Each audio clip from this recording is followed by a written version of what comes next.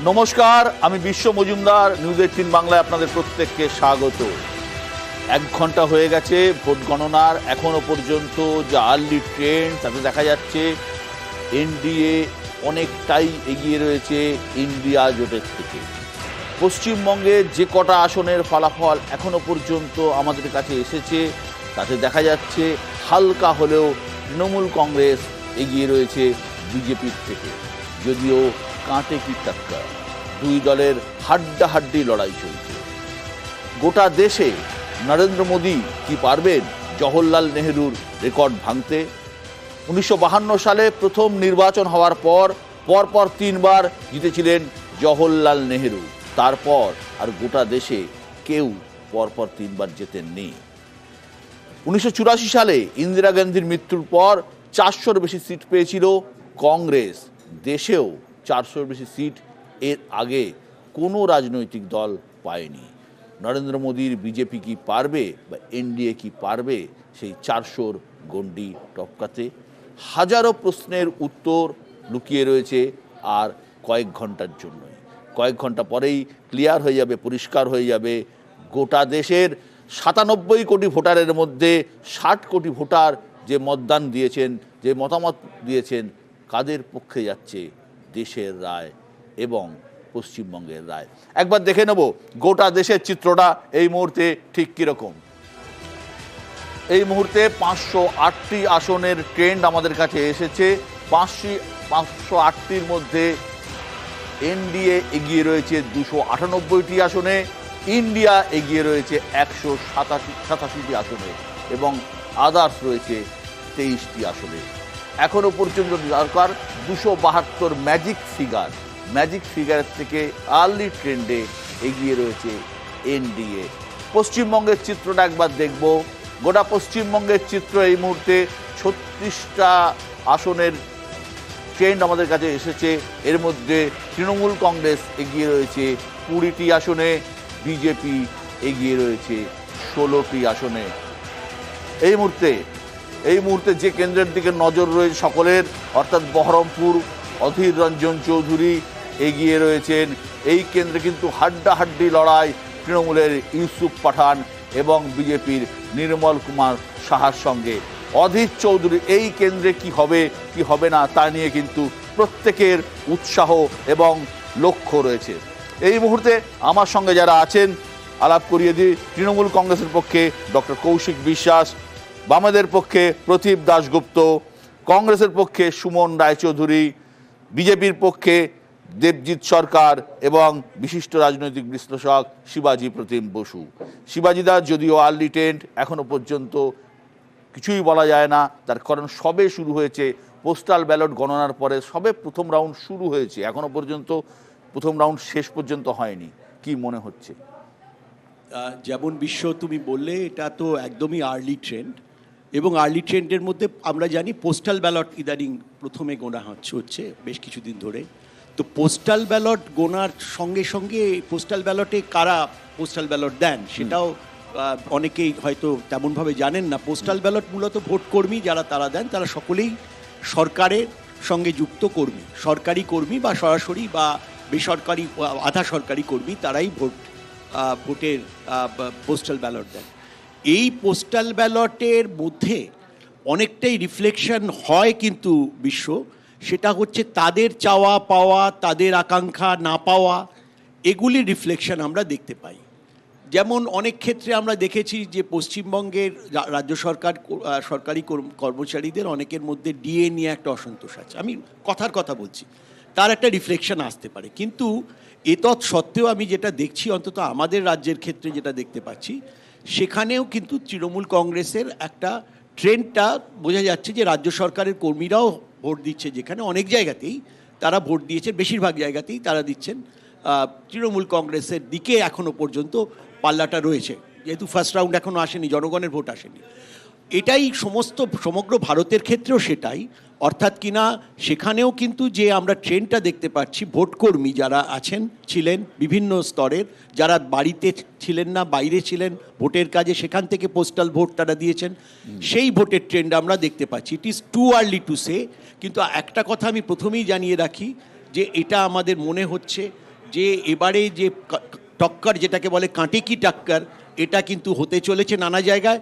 মার্জিনের ব্যাপারে কিন্তু আমাদের এই যে বললাম কিছু আসন বাদ দিলে লক্ষ লক্ষ ভোটে মানুষ জিতবে, এই না না, সম্ভাবনা আমি খুব কম। আগের দিনে যখন সম্ভাবনা এক্সিট পোল করেছিলাম আমি তো নিজেই বলেছিলাম যে এবারের যা ট্রেন্ড তাতে কিন্তু এমন কয়েকটা সিট বাদ দিলে, ডায়মন্ড হারবারের মতো কয়েকটা সিট বাদ দিলে লক্ষ লক্ষ ভোটে জেতার জায়গা কিন্তু কারোর পক্ষে নেই। প্রদীপ রয়েছেন আমার সঙ্গে। প্রদীপ, জোট একটি অপশনে এগিয়ে রয়েছে, সেটি হচ্ছে বহরমপুর, অধীর রঞ্জন চৌধুরী। নজর লক্ষ্য দুটো দিকে, একটা হচ্ছে মুর্শিদাবাদের বহরমপুর কেন্দ্র, আরেকটি হচ্ছে মুর্শিদাবাদ কেন্দ্র, যেখানে মোহাম্মদ সেলিম রাজ্য সম্পাদক সিপিআইএম-এ লড়ছেন এবং অধীর চৌধুরী এগিয়ে রয়েছেন। হ্যাঁ, একেবারেই আর্লি ট্রেন্ড, একদমই পোস্টাল ব্যালট কোনা হচ্ছে। যদিও আপনাদের এখানে যেটা দেখানো হচ্ছে, আমার কাছে যা খবর যে ইতিমধ্যেই মুর্শিদাবাদ জেলার 3টে সিটেই মুর্শিদাবাদ কেন্দ্রে মোহাম্মদ সেলিম এবং জঙ্গিপুর এবং বহরমপুরে দুটোতেই কংগ্রেস এগিয়ে রয়েছে। যদিও এটা একেবারেই আর্লি ট্রেন্ড, 7খানা বিধানসভা মিনিমাম জুড়ে কতগুলো বুথ জুড়ে গণনা হবে। এবং এবারের নির্বাচনের আরও একটা ফিচার যেটা আমার মনে হয়েছে, ওনার সঙ্গে একমত, এক তো ভোটের এটা কমবে, আপনি উত্তর কলকাতার লোকসভার ভোটের ট্রেন্ড এবং দক্ষিণ কলকাতার ভোটের ট্রেন্ড মেলাতেই পারবেন না, দুটো দুরকম হয়েছে। সারা পশ্চিমবঙ্গের ট্রেন্ডটা অনেকটা ভেঙেছে, আরেকটু দেখতে থাকি। কিন্তু নিশ্চিতভাবেই লেফট এবং কংগ্রেস যেভাবে একত্রিত হয়ে লড়াইতে নেমেছে, আমার ধারণা, আমাদের ধারণা যে এবারে আমাদের ভোটের পার্সেন্টেজ ভালো হবে। 10 থেকে 12টা সিট কমপক্ষে আমরা প্রথম দ্বিতীয়র মধ্যে থাকবো, এটুকু বলতে পারি। সুমন রায়চৌধুরী, সুমন, কোথাও কি একটা আশায় বুক বাঁধছেন? অধীরদা এগিয়েছেন আপনাদের? না, ভালো তো নিশ্চয়ই লাগছে। উনি মাননীয় প্রদেশ কংগ্রেস সভাপতি, আমাদের নেতা, এবং বাংলায় দুর্নীতির বিরুদ্ধে তৃণমূল কংগ্রেস নামক বিনাশকারী শক্তির বিরুদ্ধে অধীর রঞ্জন চৌধুরী একটা স্তম্ভ। উনি জিতলে নিশ্চয়ই ভালো লাগবে, কিন্তু গণদেবতার উপরে আমাদের ভরসা আছে।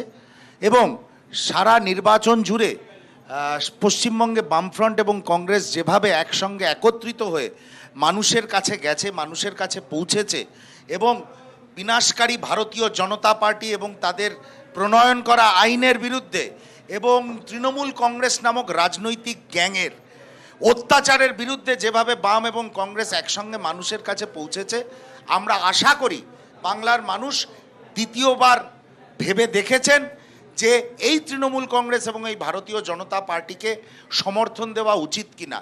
কিন্তু সর্বোপরি এটা প্রস্ফুটিত গণতন্ত্র, ভারতবর্ষ বিশ্বের শ্রেষ্ঠ গণতন্ত্র বলে আমি মনে করি। সেই জন্য মানুষের রায় আমাদের মাথা পেতে নিতে হবে। হ্যাঁ, একদমই তাই। কয়েক ঘন্টা পরে আপনার বক্তব্য কি হবে আমার জানা নেই, সত্যিই তাই। তখনও একই হবে, মানুষের রায় মাথা পেতে নিতে হবে। একদম একদম। দেবজিৎ, কংগ্রেসের এইসব কথাবার্তা বিনাশকারী টিনাশকারী এগুলো তো সময় সময় বদলে যায়। যেমন ধরুন ওই রক্তমাখা ভাত, তারপরে হচ্ছে ব্রিজভূষণ, অজয় সিং টেনি, এদের দল তো, এদের দল তো, ওই জন্য বিনাশকারী বলা যাবে না। হ্যাঁ, যাই হোক, তো মানে মুশকিলটা এটাই আর কি। তো ব্যাপার হচ্ছে যে ওই রক্তমাখা হাত, আন্দোলন কাটা হাতে ভোট নাই, এইসব তো ভুলে যেতে হবে। মুখের মধ্যে জ্যান্ত কই মাছ ঢুকিয়ে যারা বা সেলাই করে দিয়েছিল, দেখুন আগামী প্রজন্মের জন্য কিছু কথা নেই, হাত কাটা, জ্যান্ত কই মাছ এসব বলে যাচ্ছে। আমরা মানুষের সামনে কি রেখেছি, আগামী প্রজন্মের আপনারা প্রত্যেকেই রেখেছেন, কার মত মানুষ নিল সেই নিয়ে কোনো কথা নেই। কেন মানুষ ওনাদের ভোট দেবে? ঠিক আছে। কংগ্রেস আগামী প্রজন্মের মানুষের সামনে কংগ্রেসই টুপি ছাড়া আর কিছুই রাখেনি, সেটা বড় কথা নয়। বড় কথা হচ্ছে যে এই যে এইগুলো ভুলে যেতে হবে। সুতরাং ভুলে যাবেন, আরেকবারও তো ভুলে যাবেন। আস্তে আস্তে কংগ্রেস মুক্ত ভারতের দিকে এগোচ্ছে। একমাত্র অধীর চৌধুরী আপনাদের এখানে মুখ রক্ষা করার চেষ্টা চালিয়ে যাচ্ছেন, সেটাও কতক্ষণ পারবেন সেটা নিয়েও সন্দেহ থাকছে। এবারে ব্যাপার পরিষ্কার, আপনারা আমাদেরকে এটা বলে দিন যে এই যে ইন্ডিয়া যে জোট, মানে প্রায় আর ঘন্টা 6 পরে তো মমতা বন্দ্যোপাধ্যায় প্রধানমন্ত্রী হয়ে যাবেন বা রাহুল গান্ধী প্রধানমন্ত্রী হয়ে যাবেন। এই ঘন্টা 6 পরের যিনি প্রধানমন্ত্রী হবেন তার স্বরাষ্ট্রমন্ত্রী কে হবেন, আপনাদের সঙ্গে কিরকম ভাবে তার সম্পর্ক হবে, আলোচনা করে লাভ কি আছে? পশ্চিমবঙ্গের কোন কেন্দ্রের কি অবস্থা? আলিপুরদুয়ারে এগিয়ে মনোজ টিগ্গা, আলিপুরদুয়ারে এগিয়ে বিজেপির মনোজ টিগ্গা। এই মুহূর্তে আলিপুরদুয়ারে এগিয়ে বিজেপির মনোজ টিগ্গা। আসানসোলে এগিয়ে শত্রুঘ্ন সিনহা, তৃণমূল কংগ্রেসের শত্রুঘ্ন সিনহা আসানসোলে এগিয়ে। বহরমপুরে এগিয়ে অধীর রঞ্জন চৌধুরী। রাজ্যের প্রদেশ কংগ্রেস সভাপতি, দেশের বিরোধী নেতা বাঁকুড়ায় এগিয়ে অরূপ চক্রবর্তী, সুভাষ সরকার পিছিয়ে রয়েছেন। মন্ত্রী ব্যারাকপুরে এগিয়ে অর্জুন সিং, ব্যারাকপুরে এগিয়ে রয়েছেন অর্জুন সিং। বসিরহাটে এগিয়ে হাজী নুরুল ইসলাম, সন্দেশখালীর বসিরহাট এগিয়ে হাজী নুরুল ইসলাম। বীরভূমে এগিয়ে শতাব্দী রায়। এই কেন্দ্রে শেষ মুহূর্তে প্রার্থী বদল করেছিল বিজেপি। বীরভূমে এগিয়ে শতাব্দী রায়। বোলপুরে এগিয়ে অসিত মাল, বোলপুরে এগিয়ে অসিত মাল, সংরক্ষিত কেন্দ্র এগিয়ে অসিত মাল। ডায়মন্ড হারবারে এগিয়ে অভিষেক বন্দ্যোপাধ্যায়, ডায়মন্ড হারবারে এগিয়ে অভিষেক বন্দ্যোপাধ্যায়। ঘাটালে এগিয়ে দীপক অধিকারী বা দেব, ঘাটালে এগিয়ে দেব। হাওড়ায় এগিয়ে প্রসূন বন্দ্যোপাধ্যায়, হাওড়ায় এগিয়ে রয়েছেন প্রসূন বন্দ্যোপাধ্যায়। রতিন চক্রবর্তী প্রাক্তন মেয়র পিছিয়ে রয়েছেন। যাদবপুরে এগিয়ে সায়নী ঘোষ। অনির্বাণ গঙ্গোপাধ্যায় পিছিয়ে রয়েছেন, সৃজনও তার মানে অনেকটাই পিছনে আছেন। সায়নী ঘোষ। ঝাড়গ্রামে এগিয়ে কালীপদ সোরেন, কালীপদ সোরেন বিশিষ্ট সাহিত্যিক, এগিয়ে রয়েছেন তৃণমূল কংগ্রেসের কালীপদ সোরেন। পুরুলিয়াতে এগিয়ে বিজেপির জ্যোতির্ময় সিং মাহাতো। এখানে ফোর কর্নার ফাইট হচ্ছে। পুরুলিয়াতে এগিয়ে জ্যোতির্ময় সিং মাহাতো। এখানে একটা ফোর কর্নার ফাইট হচ্ছে। কারণ পুরুলিয়াতে কুর্মী সমাজের প্রতিনিধি অজিত প্রসাদ মাহাতো দাঁড়িয়েছেন, পুরুলিয়াতে কংগ্রেসের হয়ে দাঁড়িয়েছেন নেপাল মাহাতো। তা সত্ত্বেও পুরুলিয়াতে জ্যোতির্ময় মাহাতো এগিয়ে রয়েছেন। ভাবা গিয়েছিল জ্যোতির্ময় মাহাতো যে এখানে ফোর কর্নার ফাইটে হয়তো অনেকটা পিছিয়ে থাকবেন, কিন্তু এগিয়ে রয়েছেন। ডক্টর কৌশিক বিশ্বাস। দেখুন, ইংলিশে একটা কথা আছে, মর্নিং শোজ দ্য ডে। যদিও আমরা সবাই জানি এখন আপনার ইভিএম এর কাউন্টিং এর ফলাফল আসতে শুরু করেনি, কিন্তু করেছে ফার্স্ট রাউন্ড শুরু হয়ে গেছে। First round morning shows the day হলে আমরা যেটা গতকাল পর্যন্ত জোর গলায় বলে এসেছিলাম যে সমস্ত এক্সিট পোল পশ্চিমবঙ্গের ক্ষেত্রে ভুল প্রমাণিত হবে, এখন কিন্তু সেটাই দেখা যাচ্ছে। আমরা 19টা কেন্দ্রে এগিয়ে রয়েছি। এবং আমি আপনাকে আরেকটা কথা বিশ্বদা বলছি, এই ঝাড়গ্রাম দিয়ে আমি আপনাকে বলছি, ঝাড়গ্রাম, বাঁকুড়া, পুরুলিয়া, এই কেন্দ্রগুলোতে আমরা এবার কিন্তু জিততে চলেছি। এবং এটা আমি আপনাকে 100% শিওর করে বলছি, আমাদের আশাতীত ভালো ফল জঙ্গলমহল এবং উত্তরবঙ্গে হতে চলেছে। এবং আপনি দেখবেন যত দিন গড়াবে, যত সময় বাড়বে, তৃণমূলের জয়ের ব্যবধান কিন্তু উত্তরবঙ্গ এবং ঝাড়গ্রামের এই যে পশ্চিমাঞ্চল বেশ, যেখানে গতবার আমরা আশানুরূপ করতে পারিনি, এইবার কিন্তু হবে। তার দুটো কারণ, একটা হচ্ছে অসম্ভব পরিমাণে মানুষের মধ্যে আমরা অ্যাকসেপ্টেন্স পেয়েছিলাম আমাদের দুটো প্রচারে। এক হচ্ছে কেন্দ্রীয় বঞ্চনা, 2 নম্বর হচ্ছে রাজ্য সরকারের কতগুলো ফ্ল্যাগশিপ প্রকল্প, যার জন্য খুব কনফিডেন্টলি আমরা বলতে পারছিলাম এক্সিট পোল কাজে আসবে না। এখন দেখা যাচ্ছে দিনের শুরুতেই যে আমরাই ঠিক। জয় বাংলা বলাটা শুধু সময়ের অপেক্ষা। দেবাশিস ঘোষ কি বলছেন? জঙ্গলমহলে তৃণমূল কংগ্রেস তার সুফল পাবে বলছে। না, এখন আমি বলবো এটা it's too early two comment anything. তবে একটা জিনিস আমার দেখে একটু অবাক লাগছে, সেটা হচ্ছে যে পোস্টাল ব্যালটের যে রেজাল্টটা এলো পশ্চিমবঙ্গের বুকে, তার মানে এটা ধরে নিতে হবে যে ডিএ নিয়ে যে সমস্যাটা ছিল সেটা খুব একটা কাজ করেনি, বরং অনেক বেশি বোধহয় জামাই ষষ্ঠীর ছুটিটা কাজ করে গেছে, অন্তত পোস্টাল ব্যালট যেটা দেখাচ্ছে। এবং বাকিটা তো একটু সময় দিতে হবে, কারণ এখনও তো 14টা বোধহয় রাউন্ড হবে আমি যতদূর জানি। সেখানে হয়তো ফার্স্ট রাউন্ডতে এটা দেখা যাচ্ছে, অনেক হয়তো উত্থান পতন হবে, দেখা যাবে উত্থান পতন, আমরা অপেক্ষা করছি সেটার জন্য। শিবাজিদা, জঙ্গলমহলে বিজেপি আশানুরূপ ফল করতে পারবে না, এটা দাবি তৃণমূল কংগ্রেসের। একটি সিট ঝাড়গ্রাম, যেটা আমরা প্রেডিক্ট করেছিলাম তৃণমূল জিততে পারে, বাদবাকি সিট পুরুলিয়াতে দেখছি ফোর কর্নার ফাইট সত্ত্বেও তৃণমূলের জ্যোতির্ময় সিং মাহাতো এগিয়ে রয়েছেন। না, এখন ব্যাপার হচ্ছে এটা টু আর্লি টু সে। তবে পুরুলিয়ার সিটে যেহেতু ফোর কর্নার, তৃণমূলের ভাগ্য কিন্তু অনেকটা নির্ভর করছে অজিত প্রসাদ মাহাতো কুর্মী ভোটের যে জায়গাটা আছে, কুর্মী ভোটটা কোন দিকে, যদি সেখানে উনি একটা বড় সমর্থন পান কুর্মীদের, অর্থাৎ কুর্মী ভোট ভাঙে, সেক্ষেত্রেই তৃণমূলের একটা বড় সম্ভাবনা ওখানে আছে। নতুবা যদি অজিত নেপাল মাহাতো অত্যন্ত জনপ্রিয়, অত্যন্ত পুরনো ক্যান্ডিডেট, কংগ্রেসের বহুদিনের পুরনো ক্যান্ডিডেট এবং জনপ্রিয়, কিন্তু ওখানে সবাই তো কুর্মী এবং মানে মাহাতো যাদের চারজনই মাহাতো, হ্যাঁ, নেপাল মাহাতো, সবাই। জ্যোতির্ময় মাহাতো, অজিত কুর্মী- মাহাতো, কুর্মী এদিকে প্রধান। হচ্ছে শান্তিরাম মাহাতো, সবাই মাহাতো। কুর্মী প্রধান জায়গা, কিন্তু আমি বলবো ঝাড়গ্রামে কিন্তু চেঞ্জ আসছে, এসছে মানে আসতে পারে, আমরা এটা দেখতে পেয়েছি। তার ঝাড়গ্রামে দু প্রার্থী যারা আছেন তৃণমূল কংগ্রেস এবং বিজেপি, দুজনেই কিন্তু নন পলিটিক্যাল লোক, দুজনেই কিন্তু পলিটিক্যাল লোক নয়। না, আগের জন যিনি ছিলেন তিনিও non-political লোক। তিনিও নন পলিটিক্যাল। আগের জন যিনি জিতেছিলেন তিনি তো চলে এসেছেন, আবার তৃণমূল কংগ্রেসে যোগ দিয়েছেন কিছুদিন আগে। আমি যেটা বলছি, মেদিনীপুর খুব ইন্টারেস্টিং আসন হবে। এখানে 4টি আসন, সুভাষ সরকারকেও আমরা দেখছি জঙ্গলমহলের মধ্যে যে 8টি আসন আছে, পূর্বতন মেদিনীপুরের 5টি আসন, মানে অবিভক্ত মেদিনীপুরের 5টি আসন, 2টি আসন হচ্ছে বাঁকুড়ার, 1টি আসন পুরুলিয়ার, 8টি আসন। এই 8টি আসনের মধ্যে অন্তত 4টিতে আমরা দেখতে পাবো ভবিষ্যতে। আশা যেভাবে চলেছে, আমার মনে হয় যে আমাদের দেখতে হবে যে 4টি আসনে কিন্তু তৃণমূলের ভালো ফল করার আশা আছে।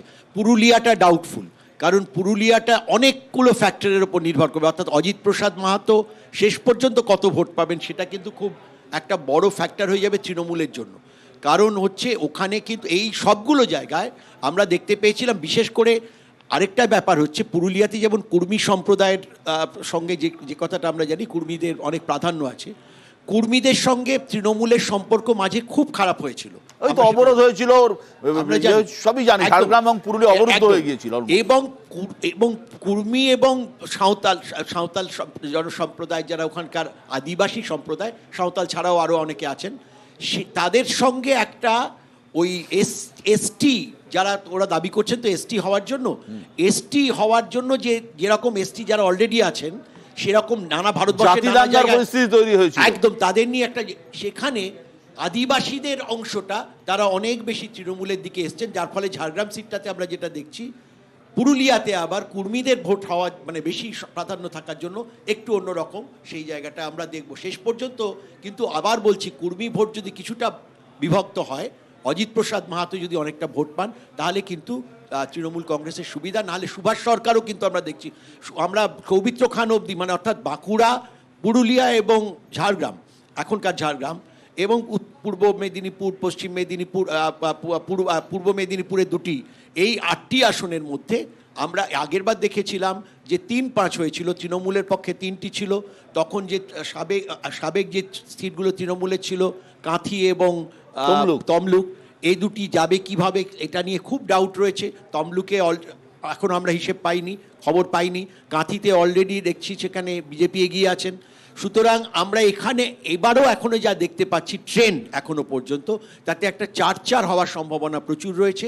কারণ হচ্ছে সেখানে আমরা দেখতে পাচ্ছি কাঁথি, তমলুক, আমি তমলুক এখনো জানি না, কাঁথি অলরেডি দেখতে পাচ্ছি, আমরা দেখতে পাচ্ছি ঝাড়গ্রাম, আমরা দেখতে পেয়েছি বিজেপির পক্ষে, আমরা দেখতে পেয়েছি সৌমিত্র খান দেখতে পেয়েছি, আমরা দেখতে পেয়েছি অলরেডি দেখতে পাচ্ছি যে এই ট্রেন্ডের মধ্যে পুরুলিয়াতে বিজেপি এগিয়ে আছে। কতটা ভোটে আমরা সেটা জানি না, কিন্তু এগিয়ে আছেন এটা আমরা দেখতে পাচ্ছি। সেখানে উল্টো দিকে জুন মালিয়া কতটা এগিয়ে আছেন না পিছিয়ে আছেন এখনো কিন্তু আমরা সম্পূর্ণ না, অনেকগুলো সিট আছে। বিশেষ করে আমি আমার পিসিআরকে বলবো, যদি কোনোভাবে উত্তরবঙ্গের কোনো রেজাল্টের মানে আর্লি ট্রেন্ড দেখাতে পারি, আলিপুরদুয়ারে প্রকাশ চিকবরাইক এবং মনোজ টিগ্গার লড়াইয়ে মনোজ টিগ্গা এগিয়ে আছেন। এই কেন্দ্রে জন বার্লাকে এবার প্রার্থী করেনি কেন্দ্রীয় মন্ত্রী, জন বার্লাকে এবার প্রার্থী করেনি বিজেপি। উত্তরবঙ্গের টোটাল 8টা আসন, 8টা আসনের মধ্যে 1টি আসনের রেজাল্ট মানে আর্লি ট্রেন্ড আসছে, বাদবাকি 7টি আসনের ট্রেন্ড এখনো পর্যন্ত আমরা পাইনি। সেই ট্রেন্ড অনুযায়ী মনোজ টিগ্গা এগিয়ে রয়েছেন। মালদা উত্তর এসছে, মালদা উত্তরে খগেন মুর্মু এগিয়ে রয়েছেন তৃণমূল কংগ্রেসের প্রাক্তন আইপিএস প্রসূন বন্দ্যোপাধ্যায়ের থেকে। ট্রেন্ড, এই দুটো ট্রেন্ড। এবং একটা জিনিস পরিষ্কার যে আলিপুরদুয়ার কেন্দ্র, যে কেন্দ্র দেবজিৎ, আলিপুরদুয়ার কেন্দ্র, যে কেন্দ্র বিজেপি লক্ষ লক্ষ ভোটে জিতেছিল, এবং এই কেন্দ্রে বিজেপির প্রার্থী বদল করতে হয়েছে। মন্ত্রী জন বার্লা, তার একটা ক্ষোভ ছিল।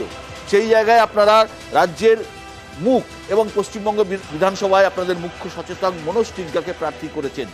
এই মনোজ টিগ্গাকে প্রার্থী করা কি আপনাদের পক্ষে অনুকূল হয়েছে বলে মনে করছে? অবশ্যই অনুকূল হয়েছে। মনোজদা ওখানকার অনেক পুরনো কার্যকর্তা, মনোজদা গ্রাসরুট লেভেল থেকে উঠে আসা লোক। মনোজদা আজকের লোক নন ওখানে বিজেপি। 91 ইলেকশনেও দাঁড়িয়েছিলেন। হ্যাঁ একদম 1901। আর মনোজদা এক মিনিট দেবজিৎ, 1 মিনিট। বালুরঘাটে রাজ্য সভাপতি সুকান্ত মজুমদার পিছিয়ে, এগিয়ে রয়েছেন তৃণমূল কংগ্রেসের বিপ্লব মিত্র। প্রথম রাউন্ড শেষে বিজেপির রাজ্য সভাপতি সুকান্ত মজুমদার পিছিয়ে, এগিয়ে রয়েছেন বিপ্লব মিত্র। হ্যাঁ দেবজিৎ, যেটা বলছিলাম যে মনোজ টিগ্গা যেভাবে নিরন্তরভাবে মানুষের সঙ্গে ওখানে মিশেছেন, মানুষের সঙ্গে ওখানে কথা বলেছেন এবং ওখানকার ভূমিপুত্র, শুধু তাই নয়, বালুরঘাটের আমাদের ওই আলিপুরদুয়ার বা ওই চত্বরগুলোর সমস্যা হচ্ছে মাইলের পর মাইল শুধু চা বাগান, যে চা বাগানগুলোতে। মালদা দক্ষিণ শ্রীরূপা মিত্র চৌধুরী বিজেপির এগিয়ে রয়েছেন।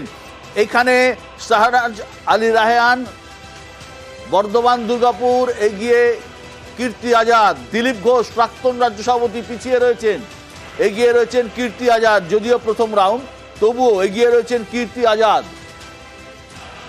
হ্যাঁ, এই প্রসঙ্গে বলে রাখি যে আপনাদের আগের একটা এরকম প্যানেল ডিসকাশনে আমি একদম টেবিল চাপড়ে বলে গেছিলাম যে মালদা দক্ষিণটা এবার আমরা পাবো, তাই নিয়ে অনেক সন্দেহ ছিল।